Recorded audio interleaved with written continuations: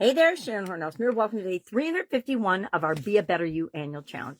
Today we are doing another roundup. We're going to do what I call a roundup. I'm going to share this format with you. So it took me a couple days to figure out how and what exactly I wanted to do to finish 2025 strong and head into 2026 in the best possible way.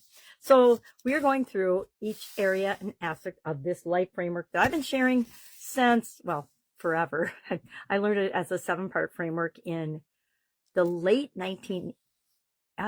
1980s. It would have been the late 70s or the early 80s. And I think it was the 1980s already, because I was out in Valley, Nebraska in the hospital and watching late night infomercials. And of course, who should appear but the infamous back then, Anthony Robbins. That's back when he was still Anthony. Now he's just Tony, of course, but that's the transformation that he has gone through over 5+ decades of serving people and helping them to lead better, healthier lives.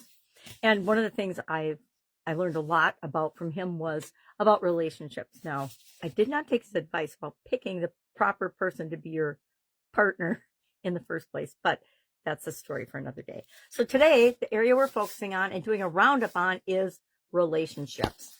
Relationships, to me, are one of the top 3 areas of our life that we have to have a handle on, especially our relationship with ourselves, right? We don't always remember that. I know for decades, I didn't pay any attention to what I thought, what I felt, what I believed, what I thought was right or wrong. I just was living my life, probably like about 70 to 90% of the people on the planet right now. And after I understood that it was up to me to create the life I want and to be a better version of myself, that's when I started to get into personal development and personal improvement. So today we're looking at the life framework area, which this was a long way of saying, I learned this from Tony Robbins and Jim Rohn a long, long time ago, over 5 decades ago. And I applied the 7-part framework on and off, not consistently and religiously throughout the different periods of my life. And that's how I got into trouble, because I was not, and by trouble, I mean health challenges, other challenges, and I'm just lucky to be here, right? So today and every year, what I like to do is at the end of the year, do a quick assessment of a few things with respect to each of the different life framework areas, because otherwise there's whole areas of our life that we miss and we don't pay attention to. Mine happen to be health, spirit, emotional well-being, mental sanity, all at once, and along with financial and business challenges. And they all came together and overflowed my little red wagon, and I had a sudden cardiac arrest.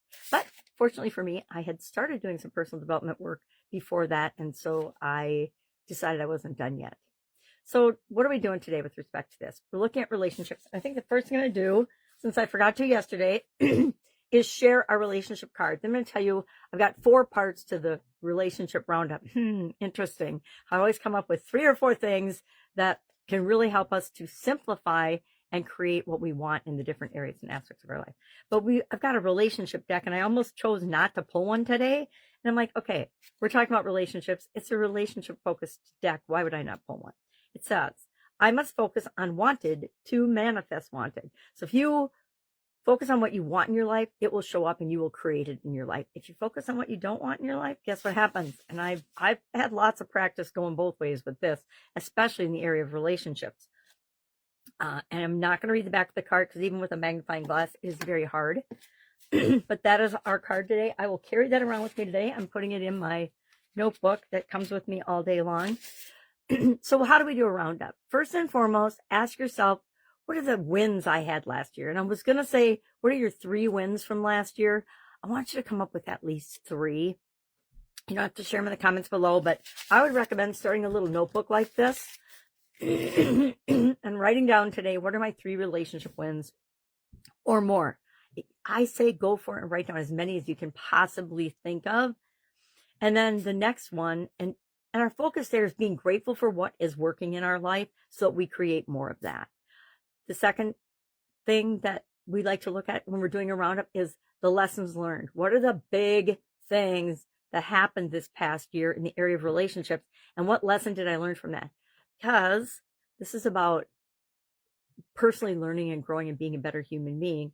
And that comes from forgiving ourselves. So we have to forgive ourselves for getting into the situation that caused us to need a lesson learned. And sometimes the other people involved, sometimes not. Remember, forgiveness is for us.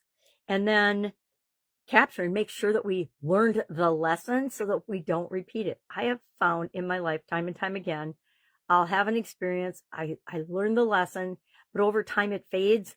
And all of a sudden, boom, something else happens to remind me of that lesson because I am letting it slip out of my attention. I'm not focusing on keeping my life in the direction that I want it to, so I don't have those lessons anymore. So if you can come up with 3 of those, great.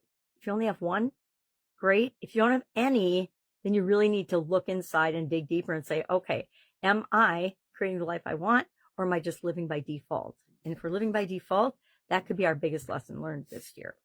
Third, what is the biggest challenge that you still have right now with respect to relationships? And don't judge it. Don't do anything. Just write it down. And only one of those, because I want it to be the biggest, most important, highest priority thing that if you were to fix that or change that, everything else would fall into place with respect to that relationship. You can pick just one relationship.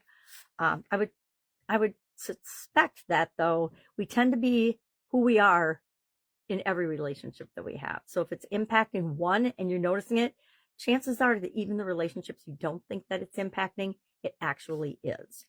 And then fourth, what's next? And by what's next, I mean, what are the 3 relationship related, because we're doing our relationship roundup, goals, things, objectives, outcomes, transformations that you want to see for yourself next year. So we got all next year to create this. So there's no pressure thinking, oh my gosh, I want this perfect relationship and I haven't even met this person yet.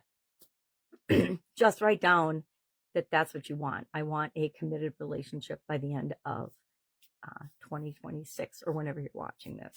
So what are we doing?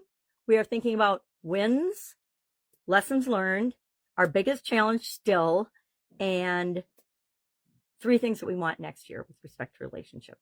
If you have any questions about this, please reach out and ask. Just message me in the comments below or DM me, whatever is appropriate, and I will help you with this, because this is such a powerful way to end the year in each of the different areas and aspects of our life. And guess what it's doing? It's setting us up for what we're going to create next year. All right, have an awesome day, and I'll, of course, be with you tomorrow.